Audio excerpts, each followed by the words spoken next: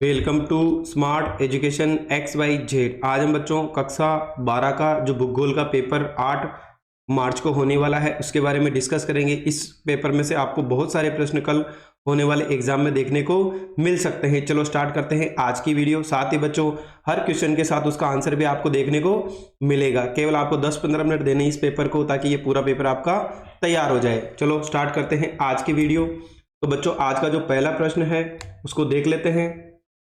खंड ए है जिसके अंदर बच्चों हमसे टोटल प्रश्न जितने भी पूछे जाएंगे, हर प्रत्येक प्रश्न कितने नंबर का होगा बच्चों, यहाँ पर आधा नंबर का होने वाला है। पहला सवाल है बच्चों, मानव भूगोल मानव समाज और धरातलों के बीच संबंधों का संश्लेषित अध्ययन है। मानव भूगोल की उक्त परिभाषा किसने दी थी? तो बच्चों ये रेटजेल के द्वारा दी गई थी। द्वितीय प्रश्न है, किस विद्वान ने कहा कि लोगों की संख्या खाद्य आपूर्ति की अपेक्षा अधिक तीव्र गति से बढ़ेगी? तो बच्चों ये माल्थस ने कहा था।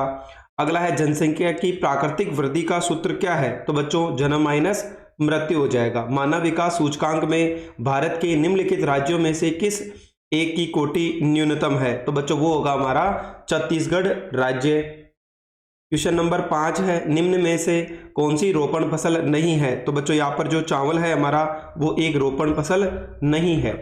अगला है, विनिर्माण उद्योग को किस क्षेत्र में सम्मिलित किया गया है? तो बच्चों इसका होगा हमारा द्वितीयक क्षेत्र में। निम्न में से कौन सा चतुर्थक क्रियाकलाप है? तो बच्चों महाविद्यालय में अध्ययन क्या हो जाएगा, एक चतुर्थ क्रियाकलाप है। विश्व का सर्वाधिक विस्तृत सड़क तंत्र कौन सा है? तो बच्चों ये हो जाएगा हमारा उत्तरी अमेरिका। विश्व व्यापार संगठन की स्थापना कब की गई थी? तो बच्चों ये 1995 के अंदर की गई थी। मार्ग पतन का उदाहरण है? तो बच्चों ये हो जाएगा हमारा उपरोक्त सभी, यानी अदन, होनोलुलु और सिंगापुर। जयपुर किस प्रकार के नगर का उदाहरण है? तो बच्चों ये एक प्रशासनिक नगर है। जनगणना 2011 के अनुसार भारत का जनसंख्या घनत्व कितना है? तो बच्चों ये हो जाएगा 382। अगला है, उत्तर दक्षिण गलियारा किन दो अंतिम शहरों को जोड़ता है? तो बच्चों ये हमारा जो श्रीनगर और कन्याकुमारी को जोड़ता है। मुख्य श्रमिक वह है जो एक वर्ष में कम से कम कितने दिवस कार्य करे? तो बच्चों 183 दिन कार्य करे। डेसिबल में किस प्रदूषण का मापन किया जाता है? तो बच्चों डेसिबल किसका मात्रक है? ध्वनि का, जिसको डीबी के द्वारा प्रदर्शित करते हैं। अटलांटिक तथा प्रशांत महासागर किस नहर के द्वारा जुड़े हुए हैं? तो बच्चों ये हो जाएगा हमारा, अगर हम इसकी बात करें तो यहाँ पे हमारी कौन सी नहर हो जाएगी बच्चों? पनामा नहर के द्वारा दोनों नगर जुड़े हुए हैं। निम्न में से किस देश में मानक रेल लाइन का उपयोग होता है? तो बच्चों वो हो जाएगा ब्रिटेन। सिलिकन घाटी स्थित है? तो बच्चों ये सैन फ्रांसिस्को के समीप स्थित है। अगला है बच्चों हमारा जो क्वेश्चन नंबर 2 है, जिसके अंदर हमें 10 रिक्त स्थान पूछे जाएंगे। प्रत्येक प्रश्न हमारा आधे नंबर का होने वाला है। चलो बच्चों एक एक करके सभी सवालों को देख लेते हैं। पहला सवाल है, भौतिक भूगोल पर्यावरण का अध्ययन करता है? तो बच्चों ये किसका हो जाएगा? भौतिक भूगोल किसका अध्ययन करता है? भौतिक पर्यावरण का। तो इसका आंसर क्या हो जाएगा हमारा? भौतिक पर्यावरण। भारत की ग्रामीण बस्तियों को कितने भागों में बांटा गया है? तो बच्चों यहाँ पर हमें 2 भागों में बांटा गया है। भारत का सर्वाधिक कॉफी उत्पादक राज्य है? तो बच्चों यहाँ पर हो जाएगा हमारा कर्नाटक राज्य। हरियाली केंद्र सरकार द्वारा प्रवर्तित परियोजना है? तो बच्चों ये हमारी जल संभर परियोजना है। कौन सी हो जाएगी? जल संभर परियोजना है। तृतीय क्रियाकलाप सेक्टर से संबंधित है? तो बच्चों ये हमारा सेवा से संबंधित हो जाएगा।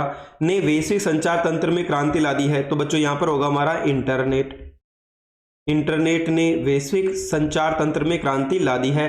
सार्वजनिक क्षेत्र के उद्योग के अधीन आते हैं? तो बच्चों ये आ जाएगा सरकार के अधीन। जो सार्वजनिक है वो सब किसके अधीन होंगे? सरकार के अधीन। अपरिष्कृत पेट्रोलियम की अवसादी सेलों में पाया जाता है? तो बच्चों ये किसके अंदर पाया जाता है, ये हमें बताना है। तो बच्चों ये हो जाएगा हमारा टर्शियरी युग। टर्शियरी युग की अवसादी चट्टानों में पाया जाता है। कोलकाता पथन नदी पर अवस्थित है? तो बच्चों ये हो जाएगा हुगली नदी। कौन सी हो जाएगी बच्चों यहाँ पर? हुगली नदी पर। विश्व व्यापार में भारत की भागीदारी कुल मात्रा का केवल 1%, कितना आ जाएगा बच्चों यहाँ पर? केवल 1% है। अगला है बच्चों क्वेश्चन नंबर 3 है, अति लघुत्रात्मक प्रश्न है। प्रत्येक प्रश्न हमारा 1 नंबर का होने वाला है। चलो एक एक करके सभी सवालों को देख लेते हैं। अगर हम बात करें तो बच्चों इसका जो पहला प्रश्न है उसके अंदर हमें बोला गया है कि जनसंख्या घनत्व ज्ञात करने का सूत्र क्या हो जाएगा। तो बच्चों इसका सूत्र होगा जनसंख्या बटे हुए क्षेत्रफल, यानी ऊपर तो क्या आ जाएगी जनसंख्या और नीचे आ जाएगा इसका क्षेत्रफल, यानी जनसंख्या घनत्व ज्ञात करने का सूत्र हो जाएगा जनसंख्या बटे हुए क्षेत्रफल। अगला है प्रवास से क्या अभिप्राय है, यानी हमें बताना है कि बच्चों प्रवास से क्या अभिप्राय है। चलो इसका आंसर हम एक बार देख लेते हैं कि प्रवास किसे कहा जाता है। तो बच्चों इसका आंसर अगर हम देखें तो यहां पे मिलेगा किसी व्यक्ति या व्यक्तियों के समूह द्वारा अपने निवास स्थान पर परिवर्तन जनसंख्या प्रवास कहलाता है, यानी किसी व्यक्ति द्वारा अपनी जगह छोड़कर या कहीं और चले जाना क्या कहलाता है, हमारा प्रवास कहलाता है। अगला क्वेश्चन है कोलकोज क्या है। तो बच्चों रूस में की जाने वाली जो सामूहिक कृषि है उसको नाम को क्या बोले जाता है बच्चों, कोलखोज के नाम से जाना जाता है, यानी जो रूस के अंदर जो भी सामूहिक मिलकर के जो कृषि की जाती है उसको कोलखोज के नाम से जाना जाता है। अगला है भारत में किस दशक में ऋणात्मक जनसंख्या वृद्धि दर्ज की गई थी। तो बच्चों ये 1911 से लगाकर 1921 तक की गई थी, और अगर इसकी बात करें तो -0.31% की कमी आई थी। मानव विकास के 2 उपागम के नाम बताइए। तो बच्चों यहाँ पर अगर हम बात करें तो पहला तो हो जाएगा हमारा आय और दूसरा क्या हो जाएगा कल्याण। 2 उपागम कौन कौन से हो गए, पहला तो हो गया आय और दूसरा हो जाएगा कल्याण। किन्हीं 2 बहुउद्देशीय नदी घाटी परियोजनाओं के नाम बताइए। तो बच्चों अगर हम इसकी बात करें 2 परियोजना की, पहली तो होगी इंदिरा गांधी, यानी इंदिरा गांधी नहर परियोजना, और अगर दूसरे की बात करें बच्चों तो ये हो जाएगी हमारी दामोदर घाटी परियोजना। दामोदर घाटी परियोजना पहली तो हो जाएगी इंदिरा गांधी नहर परियोजना और दूसरी है बच्चों दामोदर घाटी परियोजना। अगला है बच्चों प्रदूषित जल के उपयोग से होने वाली कोई 2 बीमारियों के नाम बताइए, यानी हमें 2 बीमारियों के नाम बताने हैं। तो बच्चों एक तो पहला तो हो जाएगा आतोमिक, अगर इसकी बात करें तो पहला क्वेश्चन तो होगा बच्चों आतोमिक कृमि। दूसरे की अगर बात करें तो हेपेटाइटिस, क्या हो जाएगा बच्चों हेपेटाइटिस, ये इसके क्या हो जाएंगे आंसर। अगला है डंप से क्या अभिप्राय है। तो बच्चों लागत की दृष्टि से मानव भिन्न भिन्न कारणों से अलग अलग कीमत की किसी वस्तु को 2 देशों में विक्रय करने की जो प्रथा है उसको डंप करना कहलाता है। वस्तु विनिमय क्या है, यानी हमें बताना है कि वस्तु विनिमय क्या है। तो बच्चों मुद्रा के बिना वस्तुओं का आदान प्रदान करना। अगर हम क्वेश्चन की बात करें तो बच्चों इसका आंसर होगा कि मुद्रा के बिना वस्तुओं का आदान प्रदान करना, यानी मुद्रा के बिना वस्तुओं का आदान प्रदान करना, आदान प्रदान करना वस्तु विनिमय कहलाता है। तो बच्चों ये हमारा अति लघुतरात्मक प्रश्न थे। अब इसके जो बड़े प्रश्न है यानी लघुतरात्मक प्रश्न है उनको भी चलो हम देख लेते हैं। अगर बात करें यहाँ पर जो पहला प्रश्न होगा हमारा संभववाद की अवधारणा को स्पष्ट कीजिए। तो बच्चों यहाँ पर आप आंसर दे सकते हैं कि समय के साथ लोग अपने पर्यावरण और प्राकृतिक बलों को समझने लगते हैं। अपने सामाजिक और सांस्कृतिक विकास के साथ मानव बेहतर और अधिक सक्षम प्रौद्योगिकी का विकास करते हैं। वे अभाव की अवस्था से स्वतंत्रता की अवस्था की ओर अग्रसर होते हैं। पर्यावरण से प्राप्त संसाधनों के द्वारा वे संभावनाओं को जन्म देते हैं। मानवीय क्रियाएं सांस्कृतिक भूदृश्य की रचना करती है। मानवीय क्रियाकलापों की छाप स्पष्ट रूप से स्वतंत्र दिखलाई देती है। फ्रांसीसी विद्वानों ने इसे संभववाद के नाम से संबोधित किया है। क्वेश्चन नंबर 5 है विश्व व्यापार संगठन के कार्य बताने हैं। तो विश्व व्यापार संगठन एक ऐसा अंतर्राष्ट्रीय संगठन है जो कि राष्ट्रों के मध्य वैश्विक नियमों का व्यापार करता है। यह विश्वव्यापी व्यापार तंत्र के लिए नियमों को निहित करता है। यह विश्व की उच्च सीमा शुल्क और विभिन्न प्रकार की बाधाओं से मुक्त करवाता है। विश्व व्यापार संगठन इसके सदस्य देशों के मध्य व्यापार संबंधी विवादों का भी निपटारा करता है। साइबर स्पेस इंटरनेट का विश्लेषणात्मक अध्ययन कीजिए। तो cyber space internet, cyber space विद्युत द्वारा कंप्यूटरीकृत स्पेस का संचार है। ये वर्ल्ड वाइड वेब यानी www जैसे इंटरनेट द्वारा आवृत है। अतः ये भेजने वाले और प्राप्त करने के शारीरिक संचलन के बिना कंप्यूटर या सूचनाओं के प्रेषण और प्राप्ति की विद्युतीय अंकीय दुनिया है। इसे इंटरनेट के नाम से भी जाना जाता है।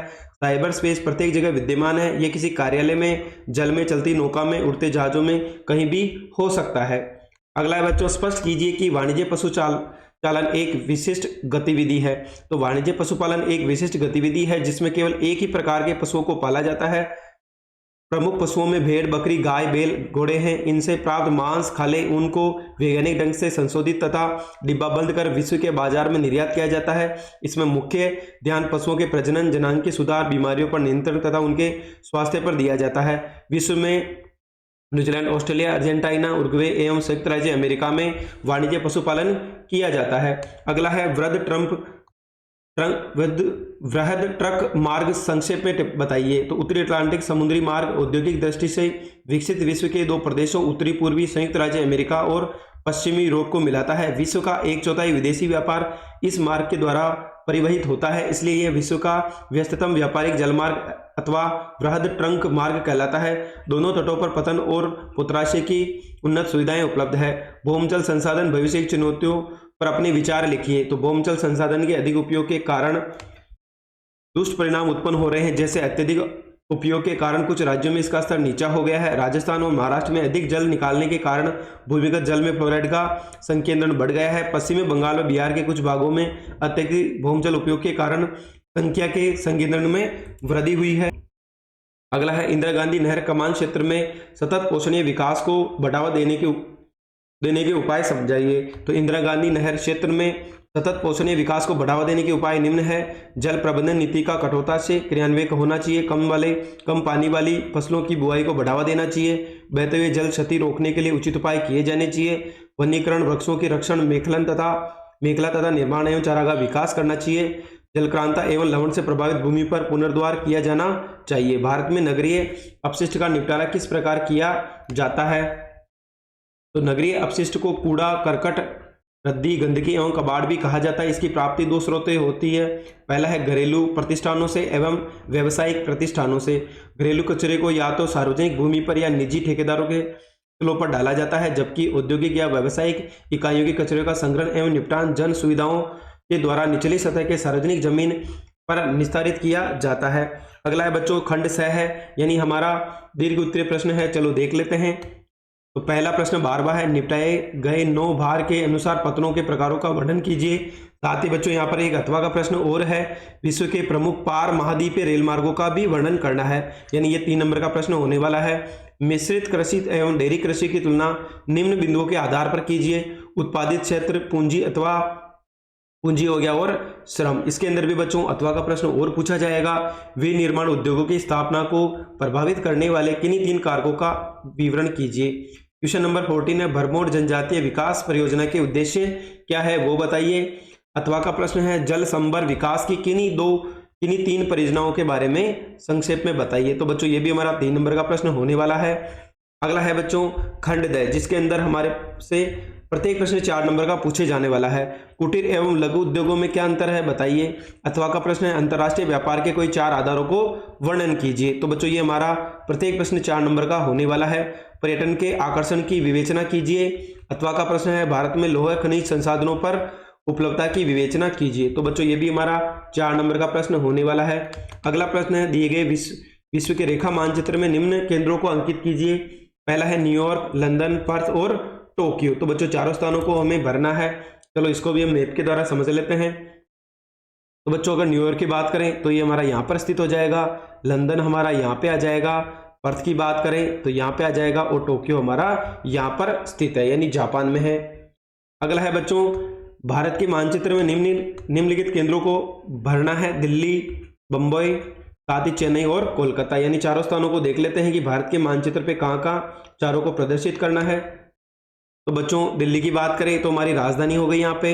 ये हमारा बम्बई यहाँ पे इसके महाराष्ट्र के अंदर स्थित हो जाएगा। पश्चिमी बंगाल में हमारा कोलकाता हो गया और सबसे नीचे क्या हो जाएगा बच्चों, हमारा ये चेन्नई हो जाएगा। तो बच्चों ये हमारा कक्षा 12 का भूगोल का पेपर था। इसमें से बहुत सारे प्रश्न आपको कल होने वाले बोर्ड एग्जाम में देखने को मिल जाएंगे, 100% मिलेंगे, क्योंकि बहुत ही अच्छा पेपर है। कल भी हमने एक वीडियो डाला था क्लास 10 का इंग्लिश में, उसमें तो बहुत सारे प्रश्न मिले थे, लेकिन बच्चों ने उसको इतना रेस्पॉन्स नहीं दिया था।